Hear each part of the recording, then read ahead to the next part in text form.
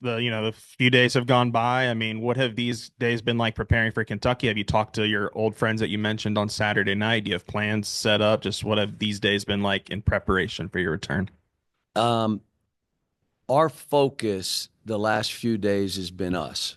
So we haven't done that stuff. We'll start today and tomorrow worrying about Kentucky. I'm trying to make sure we are organized, that we understand what we're trying to do, that there's no confusion, so our kids could be aggressive and go play. Um, but today will be a day that we do spend time, and probably normally don't watch tape this early, but there's some things I may want them to watch from our practice of what we were doing good and what we've got to do in this game. But yeah, we've done a lot of that stuff was us, and trying again to just keep building these kids up. It's hard.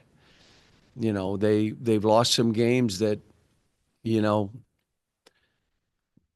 all of us could have done something different. And so that affects us a little bit. But got a great group of kids. Great group of kids. And obviously, you got three kids like yourself who will be going back to. I mean, have you had any conversations with Adu, DJ, and Big Z, or will there be any conversations about, just playing through those emotions a little bit Yeah, I'll Saturday? do that today, where the four of us will sit down. But let me just say this. Um, there'll be some emotions now walking into Rupp Arena. There will be. For me, you're not going to erase from my mind what we've done there. And you can't erase history. It's what it was. For them, last year, some of the stuff we did was, and they were all part of it.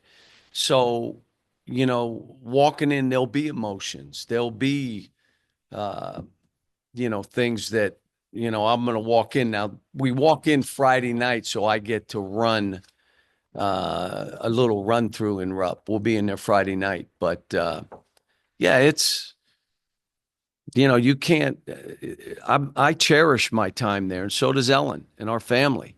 Great friends, um, lifelong friends they'll be.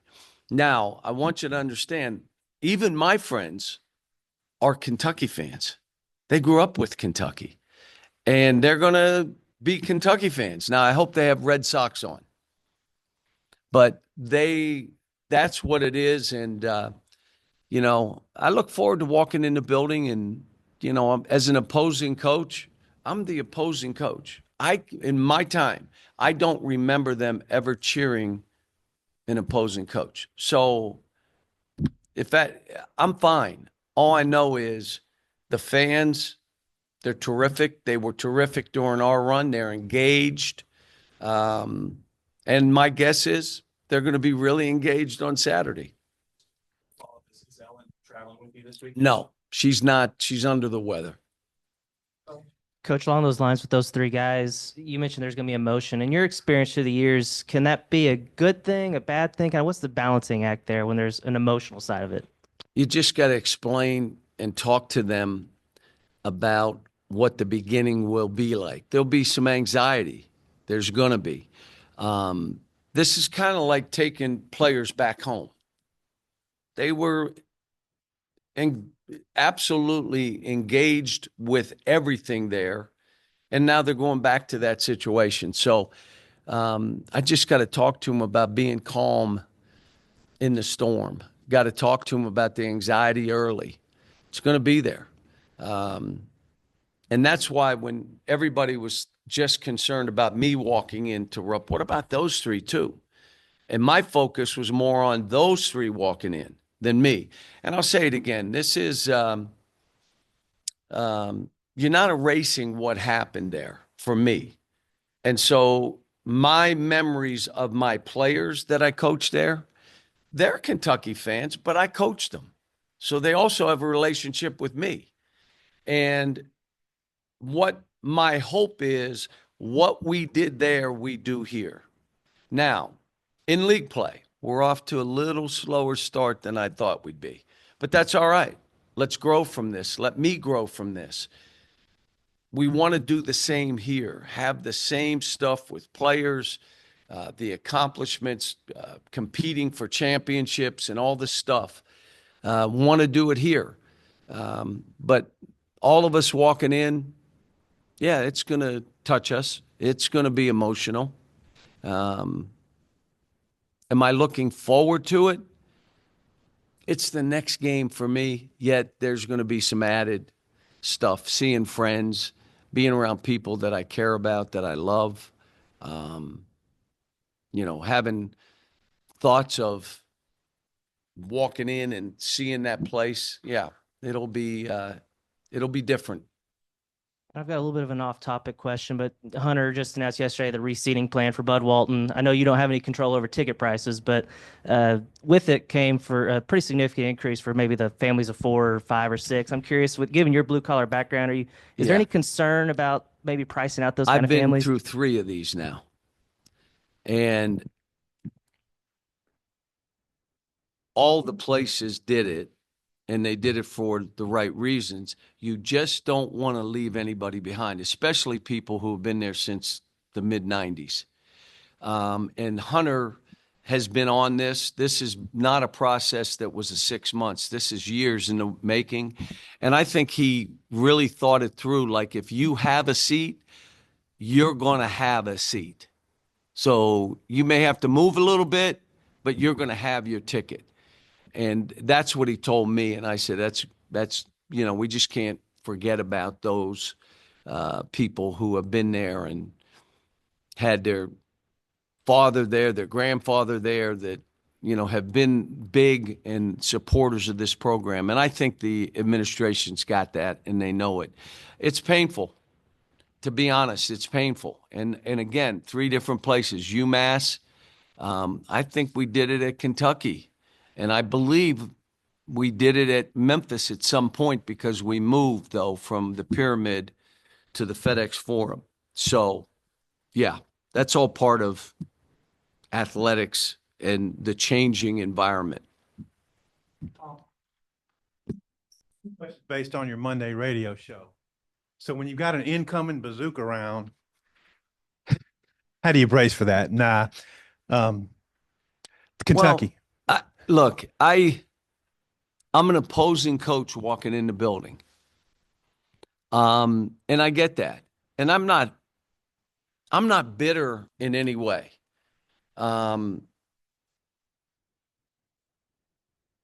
What I did was right for me and my family, but it was also right for Kentucky.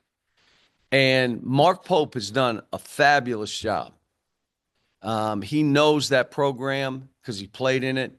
He was the right guy for that job.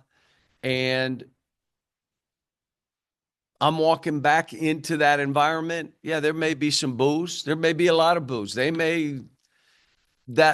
That doesn't change anything for me. It doesn't change the history. It doesn't change my history. None of that. My focus right now, so the last 2 days, I'm worried about Arkansas. I'm worried about getting this going. Do I have a soft spot for Kentucky? Yes. I was there 15 years. We gave our heart and soul, and not only to basketball. Yes, we did a lot of stuff in basketball during that time that was pretty special. But we also were involved in communities when there were flooding, when there were hurricanes. Superstorm Sandy, we did stuff. Stuff happened in Houston, different things within our state. Ellen and I did things that we didn't want in the paper, that you just did with people that we knew or people that we felt we needed to help. So, and I want to do the same here. I mean, there you had the tornadoes up in Rogers. We were up there. The governor was there. I cheat this seat if I don't get involved in those things. And I said the same thing when I was at Kentucky. Coach, current roster, what's the scouting report on these guys? They're good. He's got them playing in a way they got to play to win. They play hard. They shoot threes. They spread the court. He's got them playing good. He's got and they're playing in a confident way. So he's done a good job with them. Lack of consistency from your front court. How concerning has that been?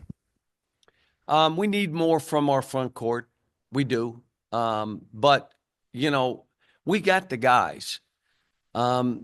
Jonas is still getting over that surgery. If you ask me, I'd tell you he's 90%, maybe less. TB has shown signs, Trevin has shown signs of being as good as anybody in the country. And Z has an impact on the game. Just got to play lower, be in there playing harder, longer.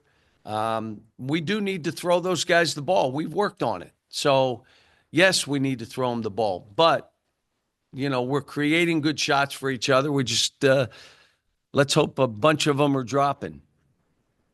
Coach, I was going to ask you about Carter Knox. What have you seen from his growth since his role's kind of grown a little bit? And then what do you need to continue to see? I'm really, really proud of him because freshmen come in with an idea of what this is, and this is going to be easy. And he came and we talked. He said, this is way harder than I thought it would be. Yes. And then helping him define how he should play. Can he shoot the three? Yeah. But he's a physical offensive rebounder, driver, great free throw shooter, get fouled, and then make some threes. He defends. He's physical. He has really made strides. But, I could say the same with Billy. I've had players, and we played so fast and were so aggressive on defense, and then you ask them to stop and shoot a free throw. So my teams historically have been just okay shooting free throws. With Billy, he is so aggressive defensively, diving on the floor, blocking a shot. He flies up and down, but then he's got to slow down. You can play fast, but you cannot be in a hurry. And he's in a hurry sometimes, but he's learning. In yesterday's practice, we scrimmaged a bunch, and he had some turnovers because, again, that's too fast. Slow down. And that's part of what we've got to do here. And I'm liking the team. Wish we had a few more wins, but this is a good group of kids, and they've stuck together.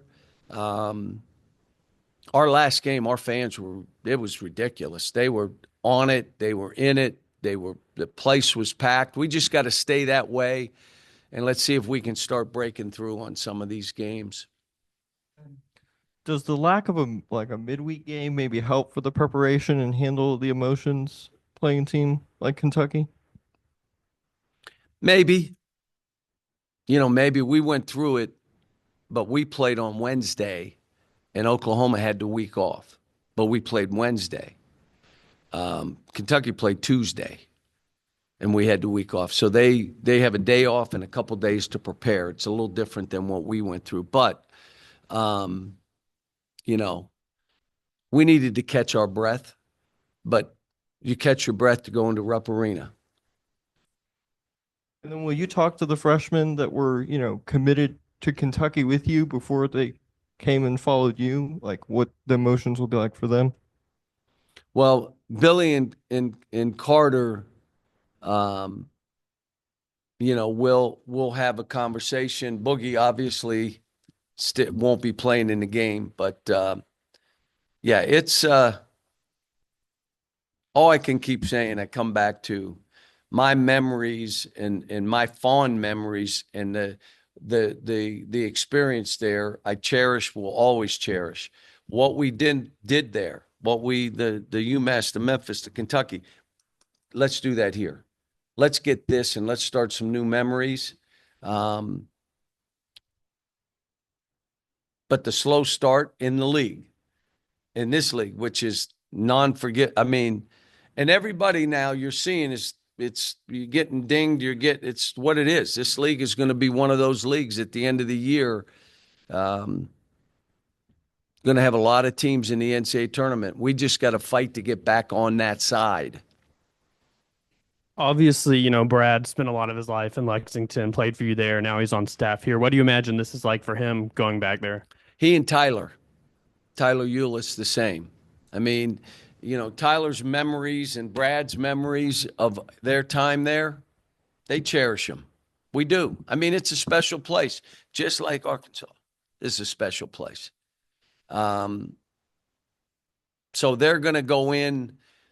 I think they're a little bit different than DJZ, who were there last year, and Adu.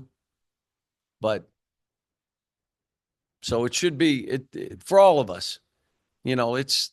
There's no, I'm mad at no, I had a great run. And now they're good. And again, there have been 5 different coaches that have won national titles at Kentucky. We've had 2 here, and I would be a third, but I did it at Kentucky. That means the bones of that program are always going to be there. It's there. And I took over. There was a struggle, so I took over a program, but the bones were there. And so I would say the same here. What Coach Sutton did here, what Coach Richardson did here, that's whose shoulders you stand on here. Coach, back when Kentucky was struggling, you came in, you were able to get them going again. You spoke about going back and seeing a lot of people who you feel so closely to. When you expect the fan base to be, I know fans tend to, cheer a little bit, but wouldn't they be enthusiastic about your return in your own mind? I don't expect that. And if it happened, I'd be like, wow, but I'm not expecting it. And not because of anything other than I'm the opposing coach now.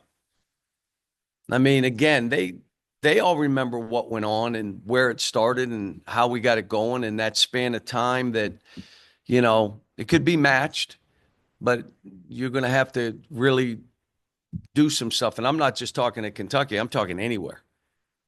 And so, yeah, it's however that is, believe me, my focus is going to be on my team to give us the best chance to be able to play that game, compete at a high level, and be there at the end where you have a chance.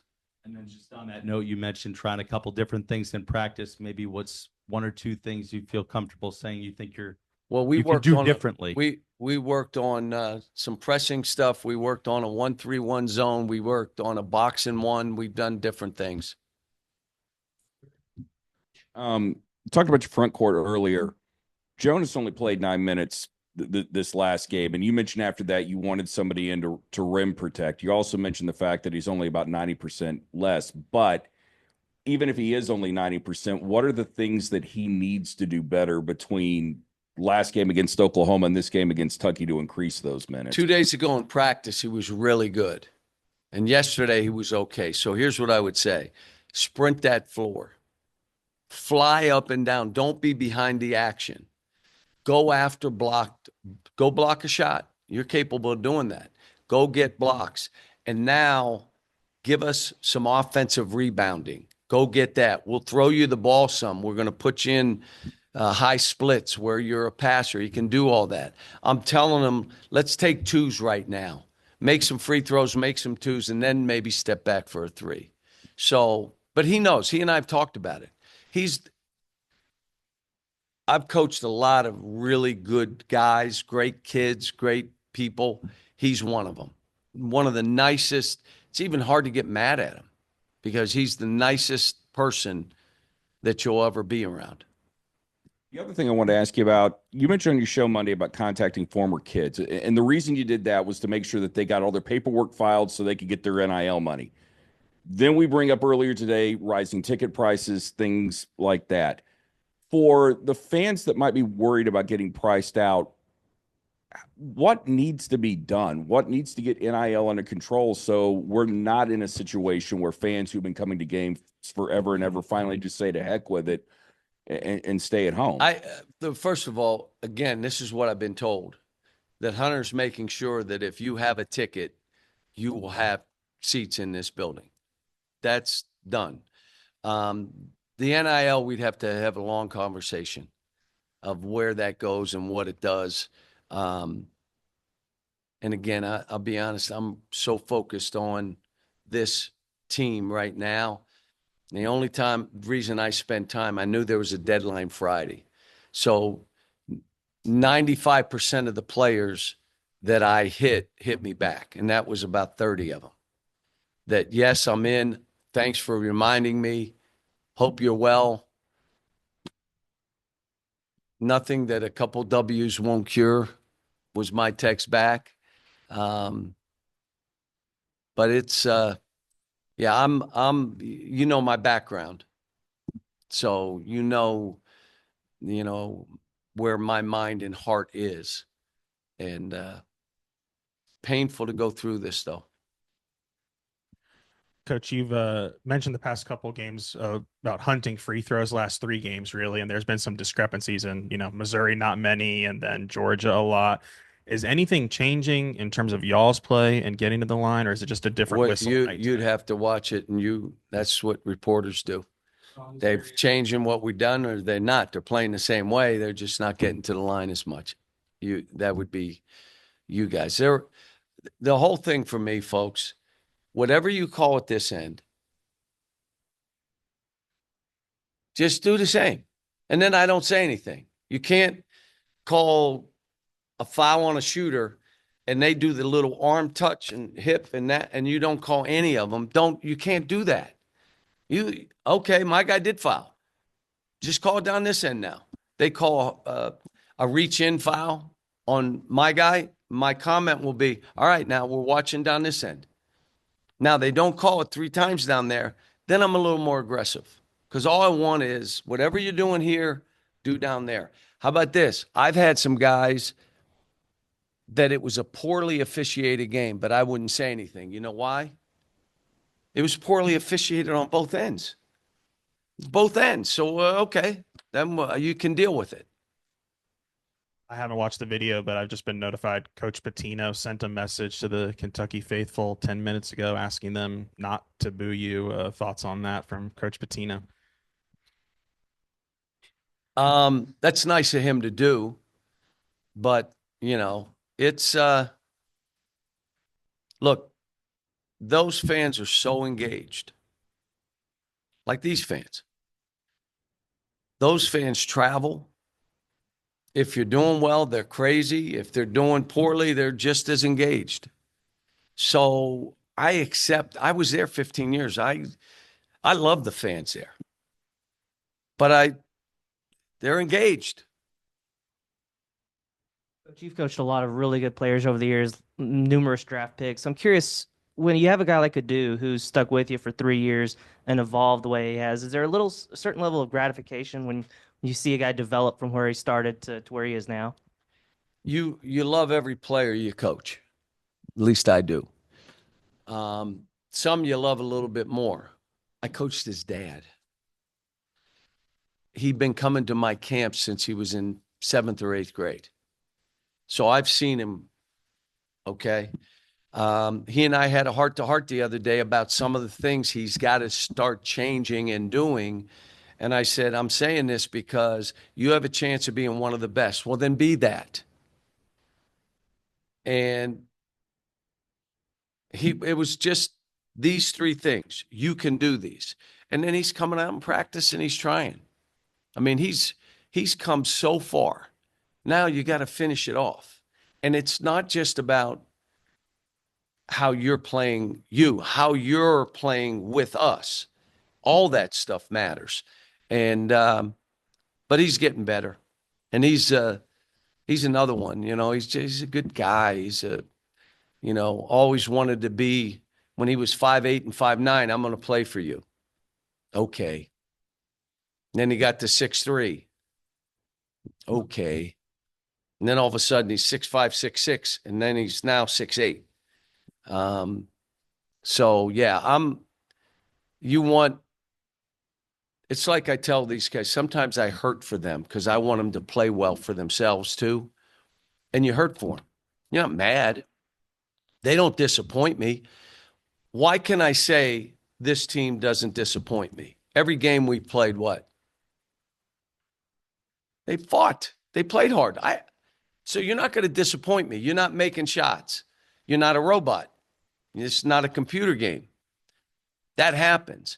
But do you continue to play hard? We have to be a little better execution team, and that's what we've been working on. I would tell you we're creating pretty good shots for each other. And at some point, they're going to drop. Please. You're able to say what 3 things you told Adu needs to. Nah, that's between him and I. BetOnline is the world's most trusted betting platform and your number one source for online betting in 2025. Whether you're a seasoned fan or a first-time bettor, BetOnline is your ultimate game day companion. With the largest selection of odds on everything from football, the NBA, college basketball to NHL and UFC, BetOnline is your number one sports betting source for the new year. From every touchdown to three-pointer and hat trick, BetOnline has you covered with odds, stats, and more for every game, every play, and every win. BetOnline, the game starts here.